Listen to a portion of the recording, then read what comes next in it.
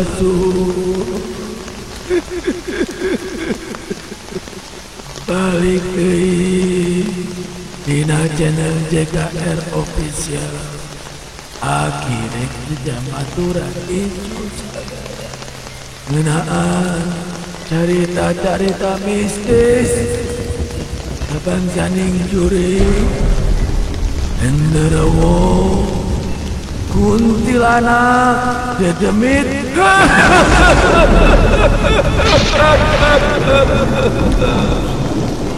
Dan akhirnya rupanya upamanya teh cuma kali wontek letih ulah sosorangan bisi aya nu maturan itu kamu dan saukur di Jumat Kliwon tiba.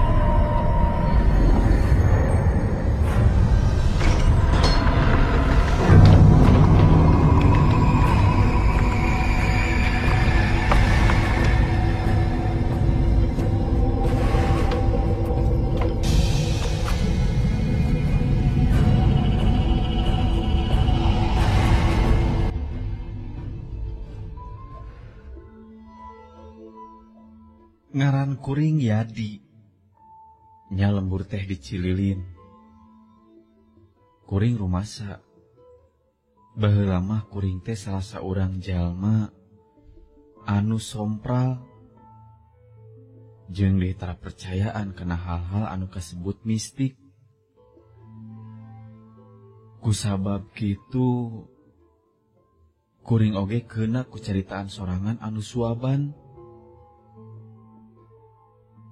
Malahan aya hiji kajadian anu moal bisa pohon nepikeun ka kiwari. Kuring kungsi dipegat ku makhluk aneh. Mimiti carita kuring keur ngarasa karsel aya di imah saban poe teh. Sok komo di imah taya gawe. Jerojoy we kapikiran, kuring hayang ulin ka imah babaturan nu aya di kebon kalapa Cililin. Dina eueuh pagawean oge, ari aya babaturan mah nya kuring bisa ngadon ngobrol atawa ngadongeng tuker pangalaman. Imahna babaturan kuring teh tepati anggang ti imah kuring. Ngan ari dijugjugna ku leumpang mah nya rada lumayan capek. Kasebut deukeut soteh lamun kuring make kendaraan, make mobil atawa make motor. Harita kuring ti imah teh indit pas sore. Kuring indit sarta dangdanan oge rada saeutik rapih. Pamikir nya bari rek sakalian we neangan pikabogoheun. Sugan wae aya awewe urang kebon kalapa nu bogoheun ka kuring. Jeung kabeneran oge si Agus adina teh awewe. Jeung masih kene garadis deui. Sigana wae lamun aya adi si Agus anu daekeun ka kuring, geus pasti we kuring mah moal nolak deui. Cek pamikir kuring. Kadang lamun ngobrol jeung si Agus oge, kuring sok rada talete ngeunaan adina. Kuring sok nanyakeun ngeunaan geus boga kabogoh atawa acan adina si Agus teh. Ngan lamun kuring keur ngagonjak adina teh, si Agus oge sok rada kurang respon. Da meureun paling oge kuring mah ngan ukur heureuy ngomong make jeung aya harapan ka adina teh. Kalahkah lamun keur ngobrolkeun ngeunaan adina, si Agus mah anger we sok nyalengorkeunna teh kana ngobrolkeun jurig. Sabab keukeuh kuring mah ngomong ka si Agus teu percaya kan ayana jurig teh. Da eta lamun parang keur ngobrol teh geus nyaritakeun nu lain, balikna teh sok kana ngadongengkeun jurig we jeung jurig. Malahan harita si Agus ngadongengkeun ngeunaan salah saurang warga urang kebon kalapa anu kungsi dipegat jurig di kebon eurih. Kuring harita mah teu percaya kanu karitu teh. Kuring mah moal sieun ku hal-hal tahayul saperti kitu. Nya rumasa harita mah can pati percaya ka anu disebut jin atawa setan anu bungkeuleukeun nyingsieunan ka jalma. Malahan kuring teh kaasup salah saurang jalma anu sompral. Jadi lamun aya nu nyaritakeun jurig, kunti, atawa siluman, ku kuring mah sok kalahkah diledek. Malahan kadang teu nyadar kuring sok ngomong suaban, make jeung kuring hayang ngalaman panggih jeung anu disebut dedemit.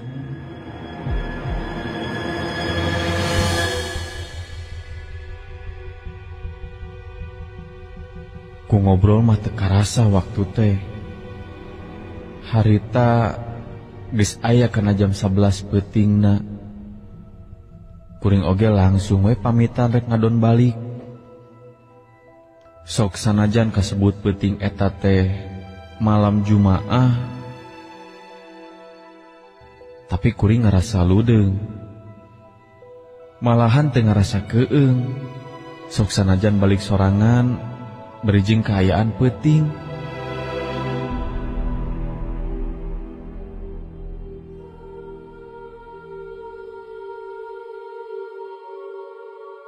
Kuring teu kapangaruhan ku omongan si Agus nu nyaritakeun pernah aya kajadian anu dipegat jurig di palebah kebon eurih. Kuring leumpang teuneung ludeung barijing taya kakeueung. Indit ti imahna si Agus muruka imah. Pas tepi ka palebah kebon eurih,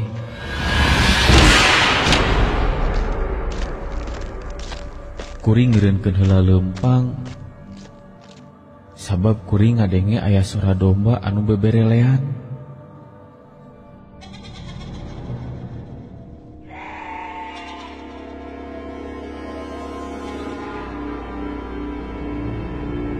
Mimiti mah panyangka kuring bahwa aya domba anu ngadon leupas atawa kabur ti kandangna. Kuring nalak-nalak kana sora eta domba, sarta tuluy kuring ngadeuketan kana palebah datangna eta sora. Habasaku kuring disampeurkeun di tempat anu kadengena aya sora domba teh. Betayana naon? Anu tadi kadenge siga sora domba teh, geningan domba nage beut eueuh. Keur kuring hulang-hulang bari neangan domba, kuring ngarenjag sabab naha sora domba teh jadi aya di tukangan kuring. Kuring oge langsung malikeun awak ka tukang. Tapi basa kuring malik angger domba na teh eueuh. Kuring mimiti ngarasa aneh. Sabab tiap kukuring dipaluruh eta sora domba teh bet jadi pipindahan. Antugna harita kuring oge jadi ngarasa keheul kana kejadian kitu teh. Harita kuring oge jadi ngomong ka mana karep.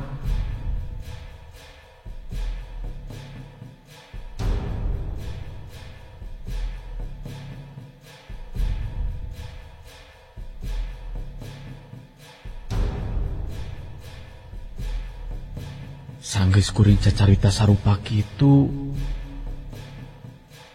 ujug-ujug kadenge sora daun eurih anu cinggorobas. Kadenge siga aya anu ngadon lulumpatan dina tangkal eurih. Kuring teu pati malire kana eta sora anu ngagorobas dina eurih. Malahan harita kuring langsung malikeun awak. Maksud rek ngadon neruskeun deui lengkah rek balik ka imah. Tapi can acan kuring ngalengkah kadenge ditukangeun aya sora domba anu tadi kadenge tea. Kuring langsung malikeun di awak bari satengah ambek. Maksud rek ngagebah kana eta sora teh. Barang awak kuring malik ka tukang,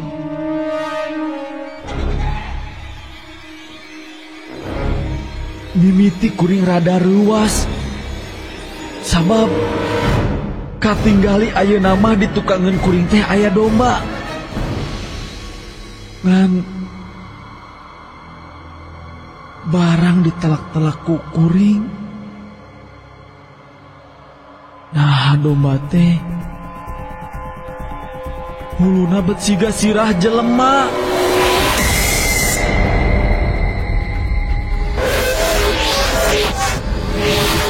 Beki lila beki ka tembong jelas. Anu aya di hareupeun teh ari awakna domba. Tapi naha ari sirahna bet katinggali siga sirah nini-nini. Tingali kitu madak dumadak kuring oge jadi ngarasa keung. Soalna umur-umuran ka karek harita ningali makhluk anu sarupa kitu.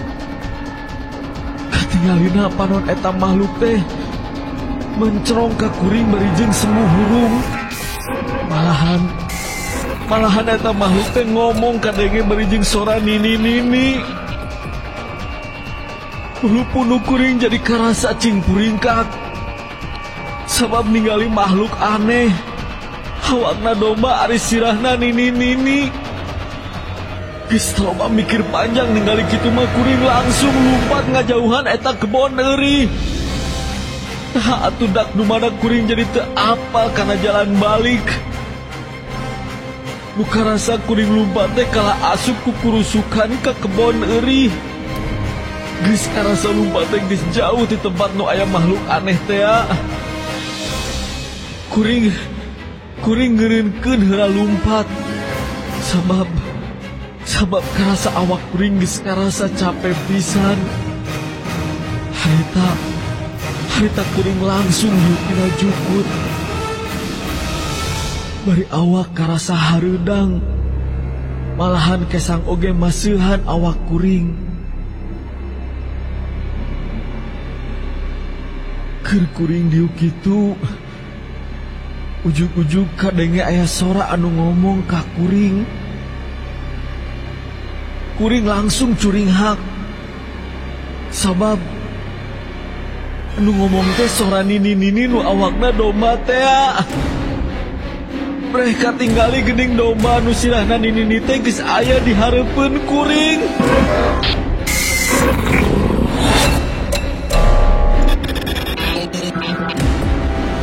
Malahan ayeuna mah eta makhluk teh ketinggali beuki pikasieun sarta ketinggali leumpang nyampeurkeun ngadeukeutan ka kuring. Kuring geus teu wasa deui cengkat. Ngan ukur bisa unur-unuran berjeng maksud hayang ngajauhan teh eta makhluk anu ngadeukeutan ka kuring. Harita mah kawani kuring jadi leungit. Komo deui kadenge sora eta makhluk anu ngomong. Beuki deukeut eta makhluk teh malahan sanggeus deukeut pisan jeung kuring. Katinggali suku hareupna eta domba anu sirahna nini teh ngangkat ka luhur duanana.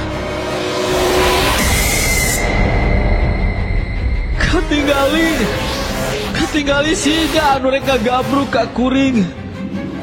Atuh akhirna kuring oge langsung ngagorowok satarikna maksud menta tulung.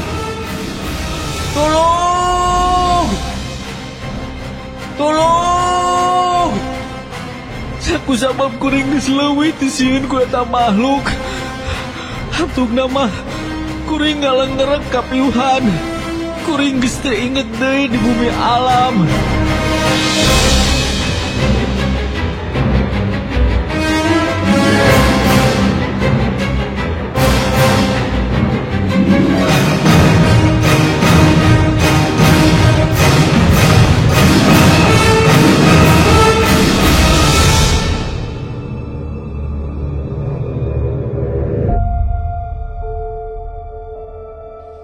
Isuk-isukna kuring kakarek sadar.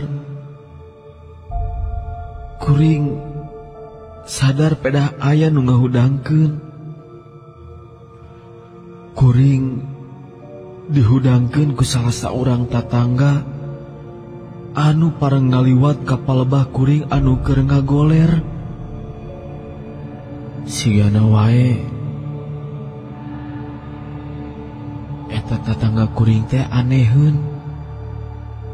Nah kunaon kuring ngadon ngagoler di dinya. Kuring sadar bari jeung reuwas sabab geningan kuring teh ngadon ngagoler sare di kuburan. Kesadar kitu mah kuring jadi bibiri gidigan. Komo deui lamun inget kana kejadian tadi peuting. Ningali kuring sarupa kitu, tatangga kuring rada aneheun. Nya ku sabab kitu kuring nyaritakeun kejadian anu tadi peuting ka alaman ku kuring. Atuh tatangga kuring sanggeus ngadenge caritaan kuring teh, manehna jadi ngageleneng ka kuring anu sok suaban atawa sompral dina omongan. Kuring oge geus ngalaman kejadian sarupa kitu mah. Kuring rada nyadar yen makhluk goib nu disebut jin atawa setan teh bisa malih warni jadi naon bae.